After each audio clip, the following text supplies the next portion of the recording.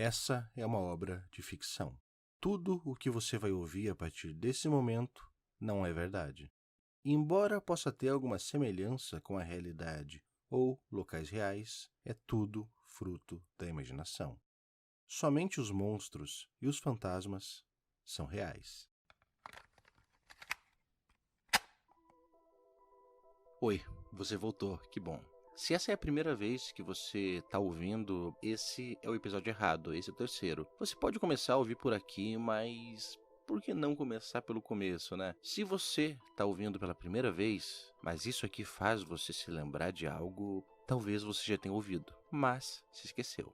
Os homens com um crachá escrito IFAM, um símbolo com uma árvore de tronco vermelho e uma lança. Isso lembra você de alguma coisa? Que bom, você está se lembrando, não é? É para isso que serve isso daqui, para nos lembrarmos, juntos.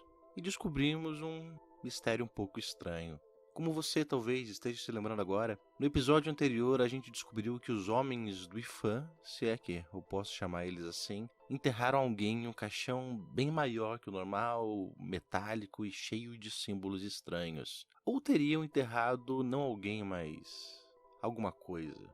Bem, eu também recebi um e-mail da Amanda falando sobre o seu tio. Eu entrei em contato com ele e a gente até marcou de conversar. Eu cheguei a ligar para ele, mas ele desistiu. Eu vou tentar de volta, então eu peço que vocês torçam por mim.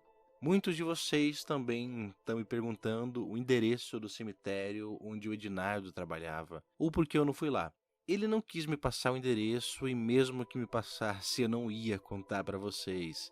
Viu, Ednardo? Pode me passar o endereço, eu sou de confiança, eu não vou publicar ele na internet.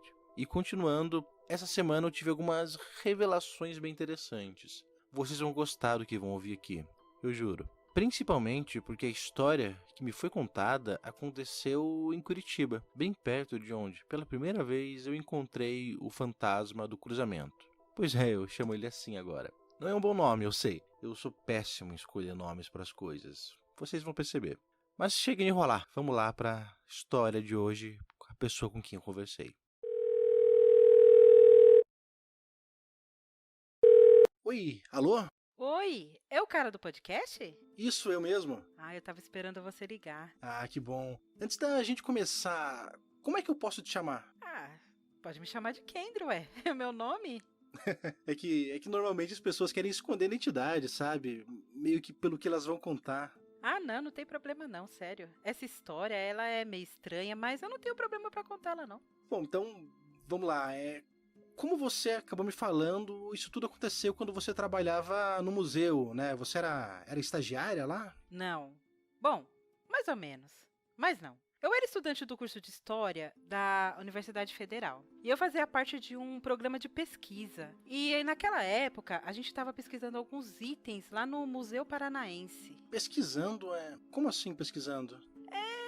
Pesquisando, sabe, no acervo, mexendo algumas coisas, tentando descobrir as histórias delas. Mas e como que isso funciona? Quero dizer, eu posso chegar lá e dizer, oi, eu quero pesquisar aqui umas coisas? Eu sempre achei que era tudo meio raro, tudo era muito caro. Bem, realmente é. É complicado. Na verdade, o museu, ele tem muitos objetos no acervo e não tem onde guardar tudo.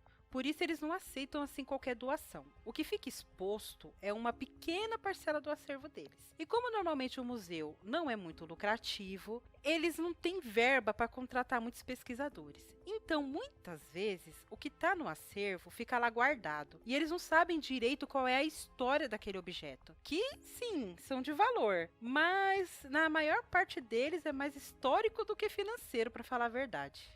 Então você e outras pessoas estavam analisando esses objetos, tentando descobrir a história deles? Isso mesmo, sim. Mas e como que isso funcionava? Bom, é bem trabalhoso, na verdade. Eu estava pesquisando armas de fogo. Armas de fogo? Mas isso não é muito perigoso? Olha, mais ou menos. Pode ser, mas no meu caso, não era. Em determinado momento, o diretor do Museu Paranaense chamou um especialista para averiguar as armas e desarmá-las. Tirar a munição, ver se estavam carregadas. Então elas não tinham muito perigo. Ninguém ia dar um tiro no coleguinha sem querer, né? Mas e como que vocês pesquisavam essas armas? Bom, eu tentava descobrir que armas elas eram, sabe? Muitas vezes as pessoas só dão os objetos e eles ficam lá. Então eu olhava arma por arma, descobria o modelo e, baseado em quem doou, se tinha alguma história.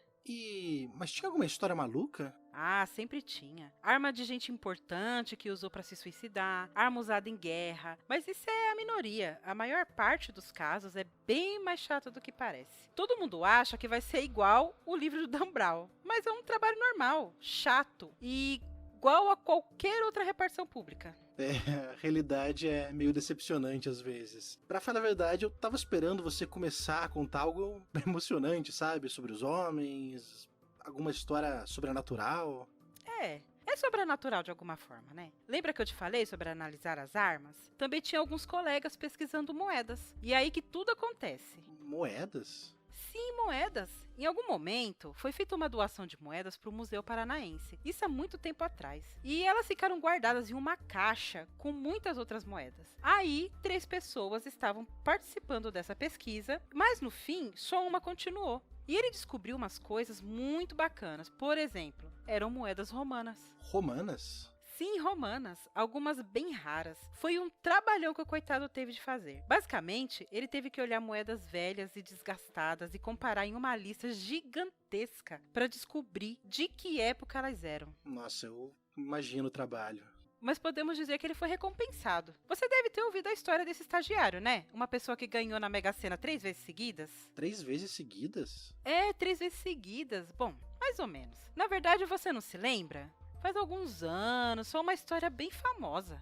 Desculpa, eu não sou ligado muito nessas coisas. Ah, tudo bem. Ele não era muito meu amigo. Ele era mais um colega. Então eu descobri que foi ele, bem depois que tudo aconteceu. Mas que tudo aconteceu? É o motivo pelo qual eu descrevi. Olha, isso da Mega Sena foi bem estranho. Porque o resultado não é público, né? A pessoa escolhe se vai ou não revelar. O resultado saiu pela primeira vez em uma lotérica bem perto do museu. No dia seguinte, todo mundo estava brincando, tentando descobrir se era alguém o ganhador. Muita gente ali jogava naquela lotérica. Todo mundo achou que podia ter ganhado, mas não foi ninguém conhecido. E aí, alguns dias depois, saiu o próximo resultado. E saiu naquela mesma lotérica. Você não tem ideia da maluquice que foi. Maluquice, mas por quê? Olha, quando um resultado sai em uma lotérica, eles já fazem uma baita propaganda disso. E a lotérica enche por um tempo. É tudo aleatório, eu sei, mas o pessoal acha que jogar lá vai dar sorte, né? E quando o resultado saiu 2 vezes na mesma lotérica, você consegue imaginar a loucura que foi, né? Até eu que não entendo muito disso, eu consigo imaginar, mas o que aconteceu depois? Você tem certeza que você nunca ouviu falar disso? Foi uma história muito comentada na época. Olha, pra falar a verdade, eu não lembro não. Que estranho. Se você não sabe o que aconteceu, vai se surpreender. Alguém ganhou uma 3ª vez seguida, naquela mesma lotérica, na Mega Sena. Quer dizer, não dava pra saber se era a mesma pessoa, mas era a história que se contava. Você consegue imaginar a loucura que foi? A fila na lotérica dobrava o quarteirão, o dia inteiro, a semana toda. Rede de televisão entrevistando pessoas na fila, a cidade inteira tentando descobrir o que estava acontecendo. Só se falava nisso. A rotina dos funcionários do museu mudou. Todo mundo jogava. A gente escolhia uma pessoa para jogar e a pessoa ia na fila e ficava lá.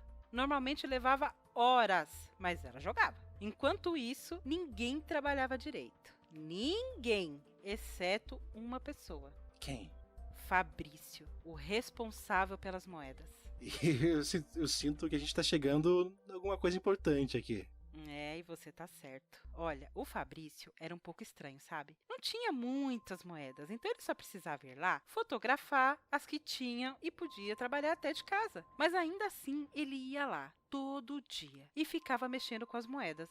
Ele parecia brincar com as moedas. Mexendo? Brincando? Mas como assim? Olha, esses objetos são raros, antigos, são propriedade do museu, não são brinquedo. Ainda mais uma moeda romana. Um dia eu cheguei lá e ele estava com ela na mão. Tá, ele estava de luva, mas estava jogando a moeda pra cima. Jogando pra cima?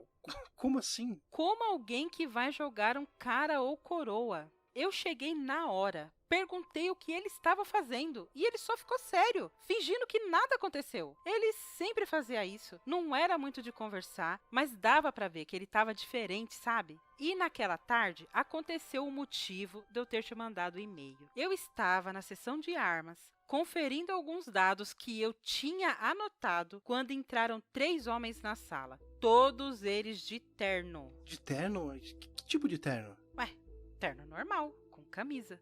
Nada demais. Roupa formal, sabe? Só que isso não é o estranho. Eu fiquei preocupada com o Fabrício. Na verdade, eu fiquei curiosa mesmo. Aí eu fui ver o que estava acontecendo. Um dos homens continuou falando com ele. E um deles virou pra mim e disse que tudo estava bem. Que eu não precisava me preocupar. Que tinham um assunto com o meu colega. Mas aquele homem estava usando um crachá. Um crachá? Ah, não me diga que... É, isso mesmo que você tá esperando. O crachá dizia IFAM. E tinha uma lança e uma árvore. E eu olhei para aquele homem, e eu olhei para o crachá, e me lembrei de uma coisa. Do quê? Você se lembrou do quê? Calma! Bom, na verdade, eu entendo você estar empolgada. Na hora, eu fiquei bem empolgada também. Enquanto eu pesquisava as armas, junto delas tinha uma caixa. Parecia do tamanho certo para conter uma pistola. Então, tudo bem ela estar ali. Quando eu cheguei, foi a primeira coisa que eu vi. Eu fiquei curiosa, principalmente porque estava fechada. E a gente não tinha uma chave para abrir. Eu cheguei a conversar com a equipe do museu, mas ninguém parecia saber nem o que era essa caixa. Diziam que iam lá ver e nunca foram. Eu insisti, afinal, eu queria abrir a caixa. Mas depois de um tempo, eu esqueci. Só que quando eu vi o símbolo no crachá daqueles homens, eu me lembrei da caixa na hora. Porque tinha um símbolo muito parecido com o dela. O quê? Como assim? Um símbolo? Parecido como?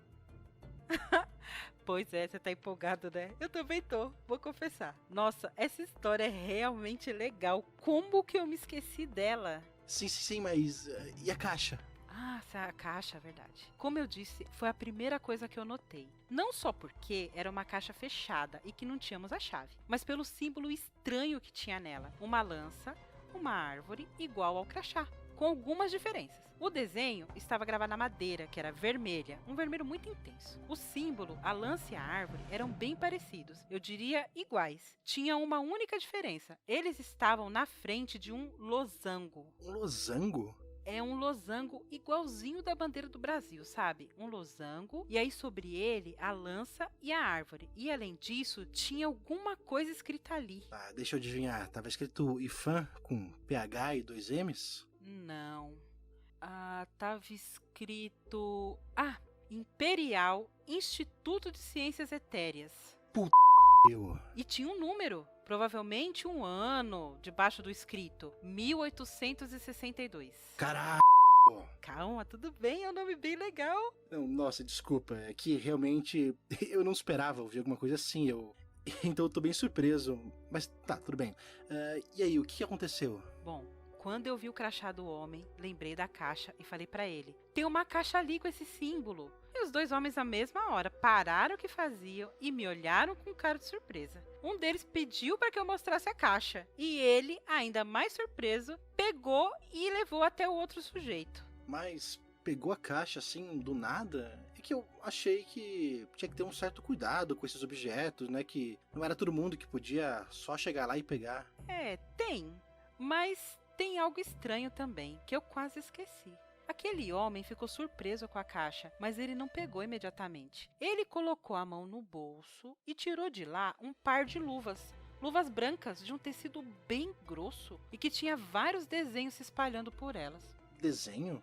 É como uns símbolos estranhos. Eu não sei exatamente o que era. Alguns símbolos, linhas vermelhas por toda a luva. Nossa, como foi que eu me esqueci disso? É uma história tão legal. E depois que ele pegou a caixa e foi até o outro homem, quando os 2 se encontraram, disseram algo um pro outro. Eu não ouvi. E foram embora, levando o Fabrício e a caixa. Eles levaram um objeto do museu, mas eles podem fazer isso? Não, claro que não. Obviamente eu chamei eles e disse isso. Mas nessa hora, quem apareceu foi o diretor do museu. Aí ele disse que estava tudo bem e que eu não devia perguntar nada. E você fez isso? Eu quero dizer, como não perguntar nada? É, tem uma hierarquia ali. Se ele diz pra gente não perguntar nada, a gente não pergunta. Claro, nesse caso a gente estava tratando algo sério. 2 homens chegaram a levar embora um estudante e um objeto. Exatamente. E o que você fez? Eu não fiz nada. Por quê? Porque eu me esqueci. Eu fiquei olhando aqueles homens saírem com a caixa, com o Fabrício. O diretor me olhou, foi pra sala e eu me esqueci. Só que não termina aí. Aconteceram outras coisas. Outras coisas? O que mais aconteceu? Olha, na hora de ir embora, eu arrumei minhas coisas. Mas quando eu passei pela mesa do Fabrício, eu vi que ela estava bagunçada. As moedas não foram guardadas. E quando eu fui olhar, percebi que ele deixou uma folha lá com algumas anotações. E sabe o que eu descobri? Que ele já tinha catalogado todas as moedas. Todas! Ele não tinha mais motivo nenhum para estar ali. Ele já tinha terminado o trabalho. Só que isso não era o mais estranho. O mais estranho era, uma das moedas tinha sumido. Sumido? Sim, sumido. E eu lembro exatamente qual. Eu não sei como, não me pergunte. Eu fui lendo a lista e vendo as moedas. 1 denário de Antônio, 1 sestércio de Maximino Trácio e 1 ciclo de tiro. E esse último estava na lista, mas não estava mais no museu. Eu na hora peguei a lista, fui falar com o diretor. Alguém roubou uma moeda! E eu me lembrei, uma caixa também. Mas e o que aconteceu? Eu entreguei a lista para ele, falei que a moeda tinha sumido, que os homens tinham levado a caixa embora e provavelmente roubaram a moeda também. E ele me disse, roubaram o quê? E sabe o que eu respondi? O quê? Eu respondi, hã? Eu me esqueci o porquê que eu estava naquela sala. Foi como se eu entrasse ali, decidida a falar algo, mas eu esqueci no momento que eu comecei a falar e fui embora. Alguns dias depois, ele me chamou até a sala dele. Ele agradeceu pelo trabalho, me parabenizou por ter terminado a catalogação das moedas e eu fiquei pensando sobre aquilo, mas eu não disse nada.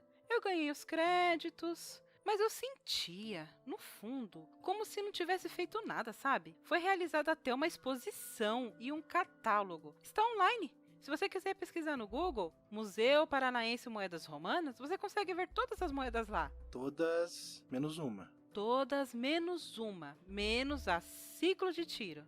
E depois disso, nunca mais se falou no assunto? Não, foi praticamente como se eu tivesse me esquecido. E o Fabrício, ele era seu colega de classe, né? Vocês nunca mais viram ele? Não, na verdade, mais ou menos. Foi meio estranho no começo. Ele sumiu do nada, não apareceu mais nas aulas, desapareceu das redes sociais, trancou o curso e sumiu. Bom, isso não é tão incomum no curso de História, acredite. Só que aconteceu outra coisa curiosa na última vez que eu vi o Fabrício. Você viu ele uma última vez? Sim, não eu, todo mundo, toda a cidade pelo menos. Como assim? Lembra da história da lotérica? Sim, você não vai me dizer que ganharam uma 4ª vez. Não, não ganharam. Seria demais, né? O que acontece é que um programa de televisão, desses bem sensacionalista, você não lembra mesmo da história? Não, desculpa, eu não sou muito ligado nessas coisas. Nossa. Bom, também eu não vejo muita gente comentar sobre isso. Enfim, um programa desses, sensacionalistas, de algum jeito, conseguiu as imagens da câmera de segurança daquela lotérica e conseguiu o horário em que foi feito um dos jogos. E sabe quem estava lá, bem no horário? Ah, você não vai me dizer que era... Sim, o Fabrício! Na época, todo mundo falou que foi ele que ganhou 3 vezes. Mas não dá pra saber, né? Mas ele deve ter ganhado na Mega Sena pelo menos uma vez. E depois ele desapareceu. Sumiu. Isso aconteceu no horário do almoço. Todo mundo no curso de História falava sobre isso. Todo mundo. Os professores só falavam disso. E agora até fazia sentido, porque de o Fabrício ter sumido, né? Ele ficou rico e desapareceu. Isso eu consigo imaginar acontecendo. Quem é que vai voltar pro curso de História depois de se tornar milionário, né? Eu não consigo imaginar mesmo. Mas e depois disso, nunca mais teve notícias do Fabrício, desses homens, ou ainda dos itens roubados ali do museu? Ah, não, calma, muitas perguntas. Olha, a resposta é a mesma para todas. Não. Para falar a verdade, estranhamente, eu não pensei mais nisso. Nunca mais eu conversei com ninguém. Durante um dia, o Fabrício foi o único assunto em todas as rodas de conversa. No dia seguinte, ninguém mais falou sobre isso. Foi como se tivesse me esquecido. Como se nunca tivesse acontecido. Falando hoje, nem parece uma lembrança, sabe? parece um sonho. É, parece um sonho, do qual só eu me lembrei, né, quando ouvi o seu podcast. É para isso que ele serve, Kendra, para que você e muitas pessoas possam se lembrar. Também para que a gente possa descobrir o que é o Ifan e quem é que são esses homens. E hoje você me deu mais respostas do que eu pensei que eu teria. Muito obrigado. Imagina, de nada. Bem, agora, Kendra, eu desligo, mas eu agradeço novamente. Juntos a gente consegue descobrir essa verdade.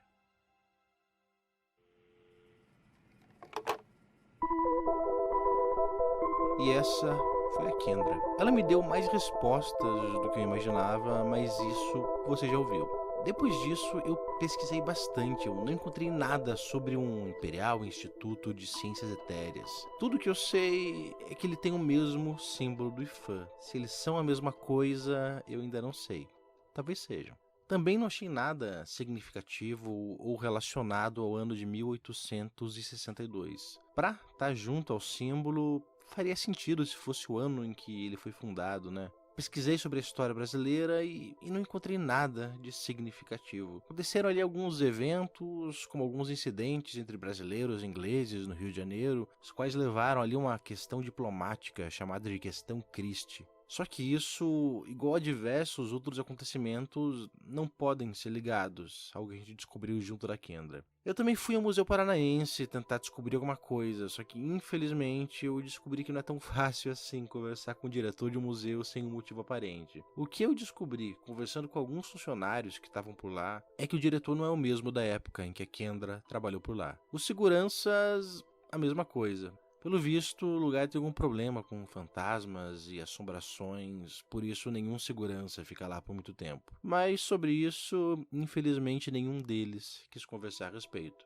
E quando eu perguntei sobre o Ifan ou sobre o símbolo, eles não souberam dizer nada. O Museu Paranaense, então, não me trouxe nenhuma resposta. Mas indo lá, eu consegui ver a exposição das moedas romanas. Elas realmente estavam lá. Como se me dissessem: cara, a Kendra não mentiu, a história realmente aconteceu. E eu não pude deixar de notar o quão próximo é esse museu do lugar onde eu encontrei o homem do Ifan pela primeira vez. Aquele homem com o crachá. Quando eu tive um encontro com o espírito ali no trânsito, com o fantasma do cruzamento. Pode até ser uma coincidência que os dois lugares sejam tão próximos, mas eu não consigo deixar de pensar que quando eu encontrei, por acaso, aquele homem saindo de um prédio, onde quer que esse prédio seja, é ali por perto, perto do museu, perto daquele cruzamento.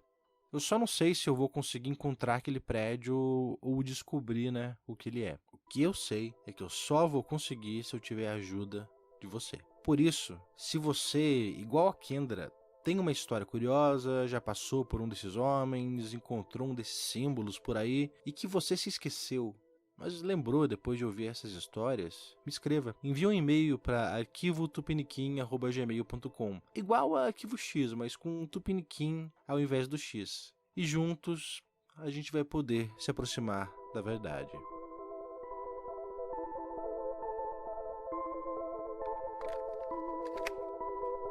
Você acabou de ouvir Prata, Poeira e Papel, o terceiro episódio da primeira temporada do podcast Arquivista Fantasma, intitulada A Busca pelo Ifan.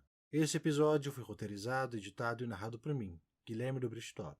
Você me encontra no Instagram e no Twitter com @dobristop. Esse episódio contou também com a participação de Daniela Lopes. Você a encontra lá no Twitter com @DanielaLopes2. Espero que você volte na semana que vem e que você não se esqueça.